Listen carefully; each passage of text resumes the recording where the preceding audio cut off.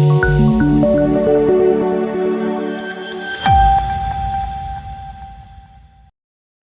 દર્શક મિત્રો, સમાચારની વાત કરવામાં આવે તો દાહોદમાં ઉસરવણ તળાવમાં ચોમાસાની ઋતુને ધ્યાનમાં રાખીને પૂર સમયે અતિ આધુનિક સાધનો દ્વારા કઈ રીતે બચાવ કામગીરી કરી શકાય તે અંગેની જિલ્લા કક્ષાની મોક ડ્રીલ યોજવામાં આવી. દાહોદમાં ઉસરવણ તળાવમાં નાવા પડેલા 3 વ્યક્તિઓ ડૂબવાનો જિલ્લા કંટ્રોલ રૂમમાં ફોન મળ્યો હતો, જેથી તાત્કાલિક રીતે ડિઝાસ્ટર કંટ્રોલ રૂમ દાહોદના ડીપીઓ અતુલ પરમાર દ્વારા દાહોદ ફાયર વિભાગના કંટ્રોલ રૂમમાં આ બાબતની જાણ કરવામાં આવી હતી.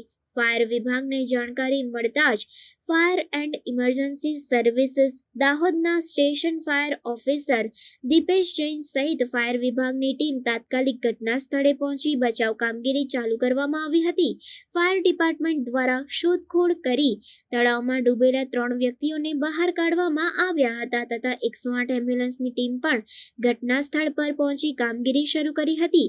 108 ઇમરજન્સી સેવા દ્વારા તેઓની તપાસણી કરતા 3 વ્યક્તિઓને પાસેના પીએચસી ખાતે વધુ સારવાર અર્થે મોકલવામાં આવ્યા હતા.